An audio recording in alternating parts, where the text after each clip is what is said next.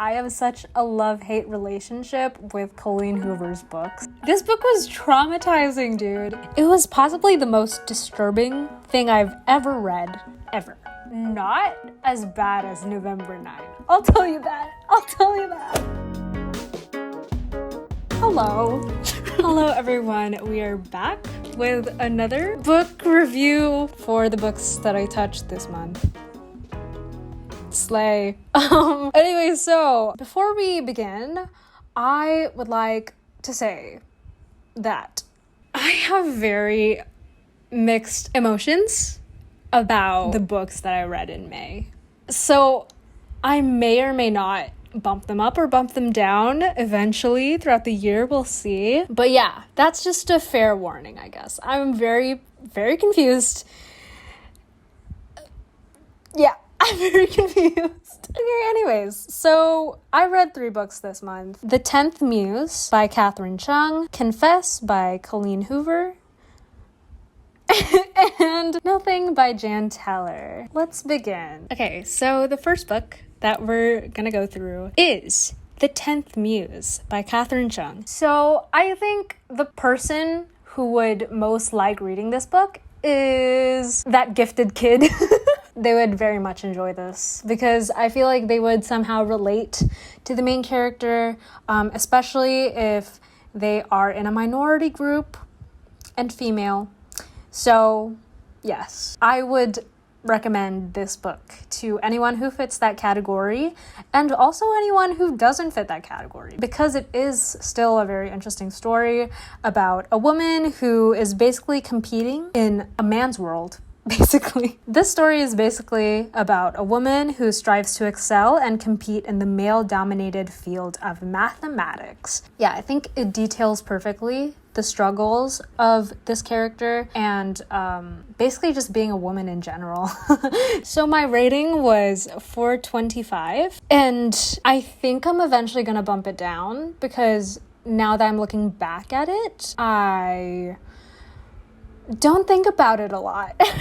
But okay, I will tell you this book made me want to open up my old mathematical books from secondary school just to I don't know, read up on the math stuff that she's talking about. That honestly is saying a lot because I've not opened up my secondary school books at all. Math, literature, science, all that jazz. I have not opened up a single one of them, but this made me want to. I didn't, but it made me want to, which is already saying a lot. So yeah, anyways, the start of the book was really promising for me. I was like, oh damn, this already makes me want to open up my old math textbooks. I am 100% sold that this is going to be another 5-star read. But I think eventually, gradually, the pacing of the book kind of put me off. There was also some questionable things going on. I don't know. It was okay, I'm gonna be reading out a spoiler, so here's the timestamp you should skip to. Here's the timestamp you should skip to. Why is that so hard to say? Okay. Anyways, yeah, just skip to this timestamp. If you want to avoid the spoilers, yes, thank you very much. Okay, so Henry fell in love with Catherine's cousin only after a few days of knowing him. Are you sure about that? I find that to be very unreasonable, unrealistic. I know this is fiction. Things are supposed to be unrealistic, but this unrealistic? Are you kidding me? It's bordering on fantasy, guys. It's bordering on fantasy. Yeah, it was just kind of weird to have her abandon her best friend, I guess, just because she's so in love with the guy she just met and loved him so much that she couldn't not marry him. Kind of weird, not gonna lie. It was a stretch. Yeah, I don't know why it was so necessary for their friendship to fall apart too, after the marriage. I don't get it. I really don't. And I don't get why Henry never really made more of an effort to save the friendship if it really meant that much to her. It just felt rushed and unnecessary, their separation, because I don't know what it did for the story. I don't know what the moral is don't trust anyone, like, your friendships are gonna fall apart. Yeah, the fact that I have trust issues already, like, I don't think that's doing anyone any favors. So I don't know what the point was of that plot line. Anyways, yes, that's the end of the spoilers. So even though it was very questionable, the stuff that happened, I still loved the story. And also, a quote that stuck with me in this book, which I think did it a lot of favors, especially considering the questionable plot line around the last half of the book, is this. Once I had said to her, I choose you, as if by choosing her, I could not choose myself too. Moving on to the next book, which is Confess by Colleen Hoover. Okay, so if you have been following along in my channel, you will know that I have such a love-hate relationship with Colleen Hoover's books, especially after November 9. Oh my god, I still can't get over that. Like, that was not it for me. Anyways, yeah, so Confess. Okay, this was not as bad as November 9. I'll tell you that. Honestly, I don't know why I picked up another Colleen Hoover book after that experience, but I did anyway. I don't know. I gave her another chance. Okay, I gave her another shot. Did she hit it out of the ballpark? Not necessarily, but it wasn't horrible. It wasn't like the worst thing I ever read. I mean, it's down there, but like, it's not the worst Colleen Hoover book I've read. Yes. We'll say that, okay?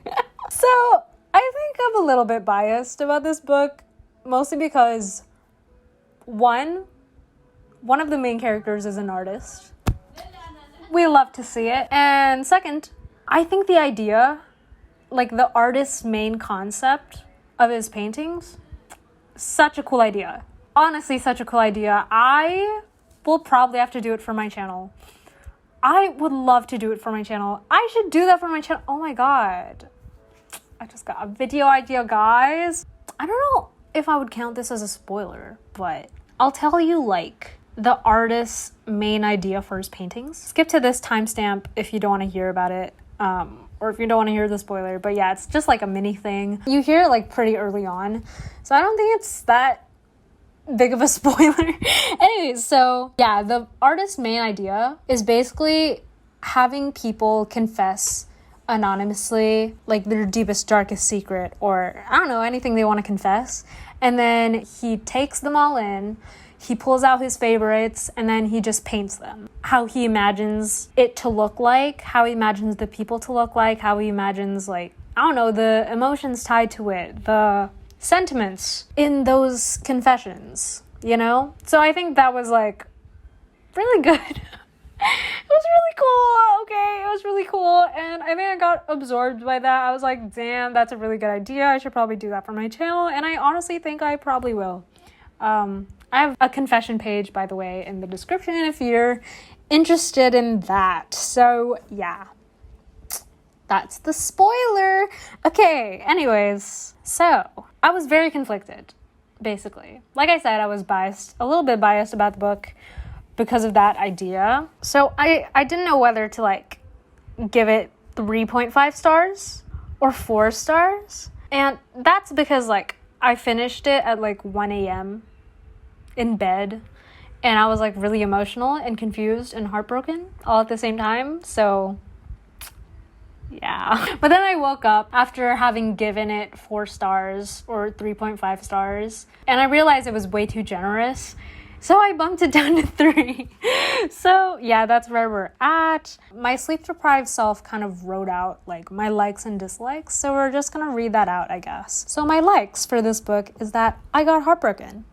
That's expected at this point. 2, it wasn't some weird romanticized toxic relationship like Colleen Hoover usually does with her books. Or maybe like she's just lowering my expectations for fictional men. Slowly but surely. I don't really know at this point. Who knows anymore? Anyways, I also liked how she showed you can have more than one love in your life, that you can move on. Not completely move on. You can still love the person that you lost and still have another true love, in your life. So I feel like it was a good sentiment. And then I liked the ending. I think it was probably one of the best parts of the book, which is honestly saying a lot. So maybe my rating was influenced by that ending and the fact that it was 1 a.m. when I finished the book. My dislikes is the roommate who's only there for plot convenience. It's an overused thing, guys. Like, if you're gonna put a roommate or a best friend in the book, I think they should actually have a developed character. They should have a developed personality and stuff like that, not just, oh, she's weird and quirky like that.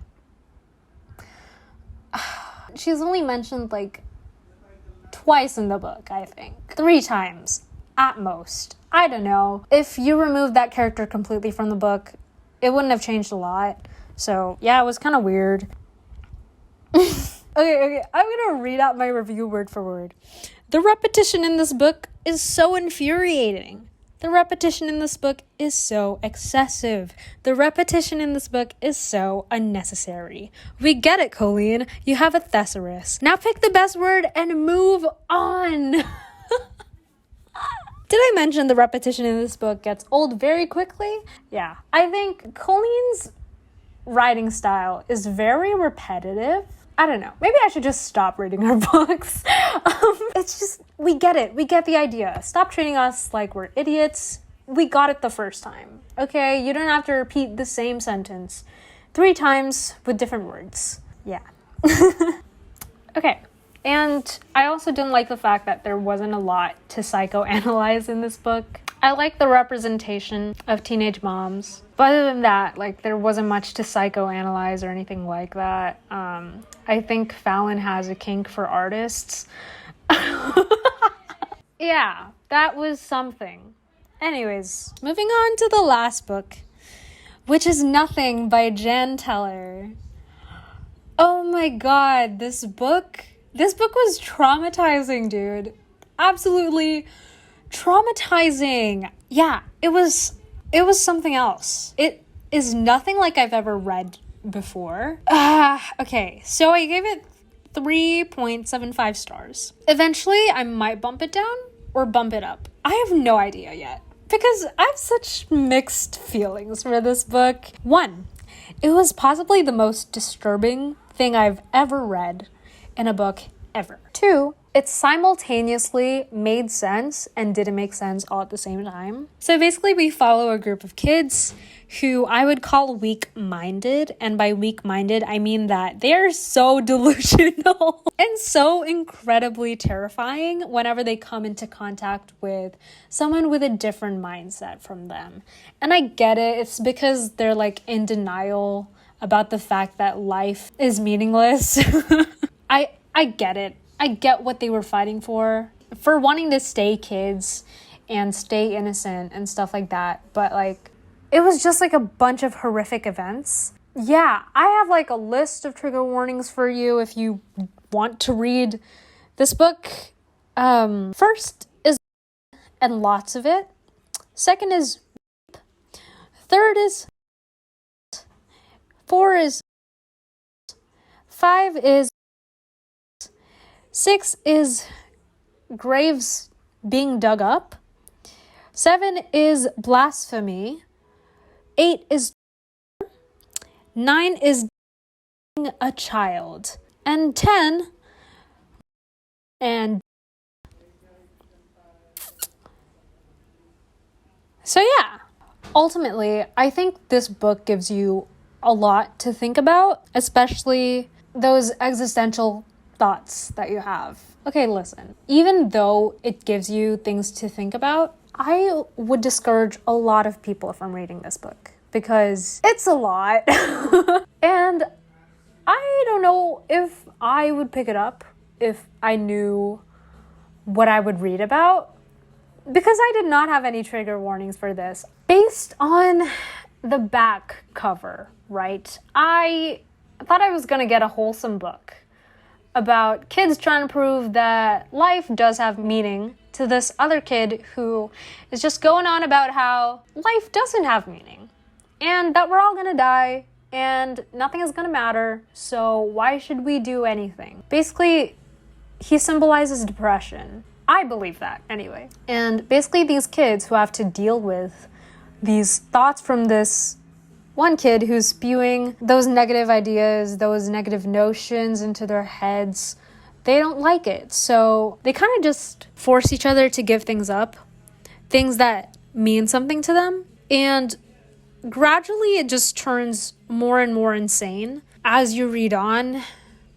So just thinking about it is like bringing me back to those visuals in my head, and I don't like it. I'm like in an aircon room and I'm feeling hot, you know? Like, that's how horrible this is. Anyways, yeah. That's it for me, guys. Thank you so much for watching. Thank you for liking, commenting, and subscribing. I will see you next time, hopefully with books that aren't as traumatizing as these. Actually, this one. Just this one. I need to stop recording as soon as possible. Thank you so much for watching, and I will see you next time. Goodbye!